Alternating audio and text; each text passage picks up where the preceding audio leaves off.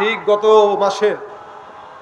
গত মাসের এই সময়টিটাও স্বাধীন থাকলেও গতকাল অর্থাৎ একদিন আগেও আমাদের বাংলাদেশ ছিল স্বৈরাচারীর বাংলাদেশ।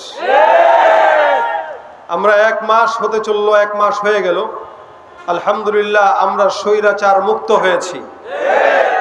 তবে নতুন করে এটাও বলে দিতে চাই, এক স্বৈরাচারীকে বাংলার জনগণ বিদায় করেছে।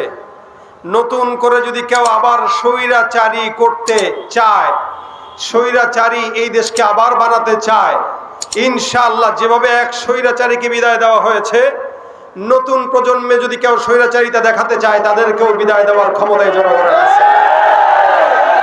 আমরা দেখতে পাচ্ছি অনেক জায়গায়, অনেক স্থানে অলরেডি স্বৈরাচারিতা শুরু হয়ে গিয়েছে ক্ষমতা না পেয়েও।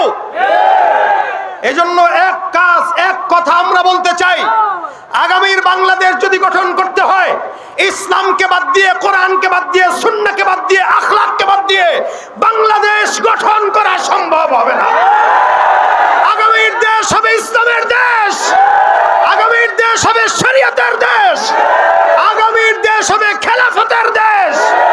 এর বাইরে যদি কেউ স্বপ্ন দেখে, সেই স্বপ্ন এই বৈষম্য বিরোধী ছাত্ররা পূরণ করতে দিবে না। কথা বলেন ঠিক কিনা?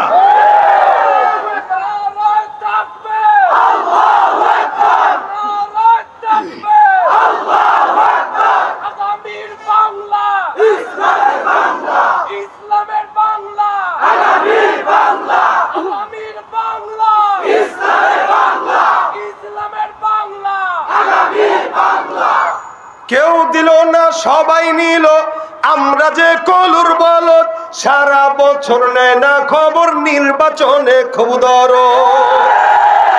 কেউ যদি দরদ দেখাইতে আসে, দরদ নেওয়া যাবে না, কারণ এই দরদ শুধুমাত্র ভোটের জন্য দরদ হয়।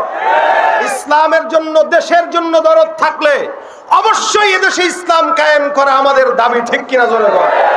কেউ দিল না সবাই নিল, আমরা যে কলুর বলদ, সারা বছর নেয় না খবর, নির্বাচনে খুব দরদ। দেশে আসেনি না সব নিয়ে গেছে? আছে কারা? আমরা। আছে কারা? আমরা রাজাকারেরা আছি মনে করেন। মুক্তিযোদ্ধারা ভাগছে, কথা কয় না? মুক্তিযোদ্ধারা, তার মানে এই মুক্তিযুদ্ধ আসল না। জোরে বলেন কি? জোরে বলেন কি? মুক্তিযোদ্ধা নামে বুক ফুলিয়ে খুনি ঘুরে, খাঁটি সব যোদ্ধা সকল না খেয়ে যে কাতরে মরে। মুক্তিযোদ্ধা নামে বুক ফুলিয়ে খুনি ঘুরে, খাঁটি সব যোদ্ধা সকল না খেয়ে যে কাতরে মরে। এত নয় স্বাধীনতা, আসলে সব টালবাহানা। এত নয় স্বাধীনতা, আসলে সব টালবাহানা। ও আমার মাতৃভূমি, ও আমার মাতৃভূমি, নয়তো তুমি জুলুমবাজের আড্ডাখানা। তোমাতে মাথা রেখে খুঁজি সুখের ঠিকানা। ঠিক কিনা জোরে বলেন? এদেশে যারা মুক্তিযোদ্ধা নামে ছিল, এর অধিকাংশই সব রাজাকার। আর আসল মুক্তিযোদ্ধা এখন যারা এখানে বসায়, এরা চেনা গেছে তো।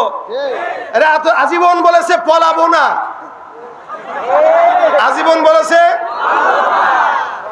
আমরা বলাইছি নাকি? আপনি বলাইছেন? কে বলাইছে? যে বলছে সে, যে বলছে। পলায়া কি টের পাইছে? দানার সাথে নাই ভাই। এজন্য জুলুম কোনোদিন স্থায়িত্ব হয় না।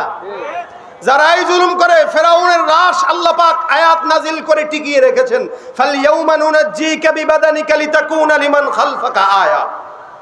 আজীবন যারা থাকবে।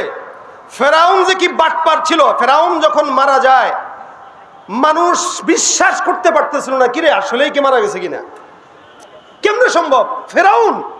ফেরাউন এভাবে মরছে, আল্লাহ কারে মরছে এটা বিশ্বাস হয় না। আমি লাশটাকে রেখে দেব, তোরা কেন কিয়ামত পর্যন্ত সবাই যেন দেখে যে এটা কেমন ছিল। তা আমাদেরও মাঝে মাঝে বিশ্বাস করতে কষ্ট হয় না? হ্যাঁ, প্রথম সপ্তাহ তো এরকমই ছিল। রাস্তায় ঘুরলে কি কেমনে সম্ভব? এদেশে নাই,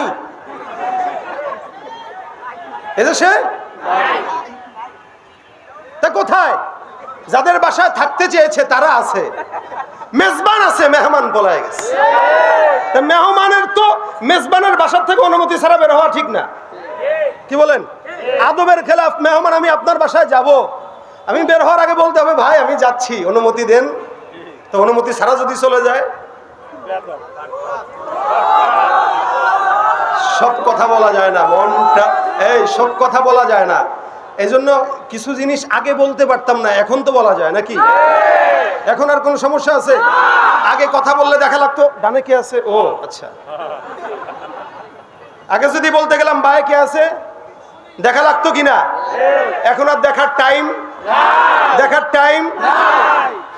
তবে এই নাইটাকে স্থায়িত্ব করার জন্য ইসলাম দরকার, এই নাইটাকে স্থায়িত্ব করার জন্য কোরআন দরকার। আপনি যদি কোরআনকে বাদ দিয়ে এই নাইটা রাখতে চান, আমি বলবো এই নাই থাকবে না, আবারও আন্দোলন শুরু হয়ে যাবে, আবারও এই টোলবাস পুরানো হবে। হয়তো এই সুযোগ বাংলার জমিনে দ্বিতীয়বার দেওয়া যাবে। এই জন্য যারা এখনো নতুন বাংলাদেশ গড়ার স্বপ্ন দেখেন, আওয়াজ তুলতে হবে, কোরআনের বাংলাদেশ গড়তে চাই, ইসলামের বাংলাদেশ গড়তে চাই। আল্লাহ পাক আমাদের এই দেশকে কবুল করুক, বলেন আমিন। তো ভাই কথা আমি আগেই বলেছি, যেহেতু রেজাল্ট আমি জানি এখানে আমি আর পেশা হুজুর, যেহেতু আমার বন্ধুবর রেজাল্ট আপনার সাহেব আপনাদেরকে গুরুত্বপূর্ণ বয়ান শুনিয়ে গেছেন, ওনার পরে বয়ান আর হয় না। এই কারণে আমি আপনাদের সামনে গুরুত্বপূর্ণ কোনো কথা না, ভাঙাচোরা কথা বলবো। যেদিকেই কথা যায় যাক, যে কথা থেকে আমি উপকৃত হতে পারি ওই কথাগুলো আমরা নেবো ইনশাআল্লাহ।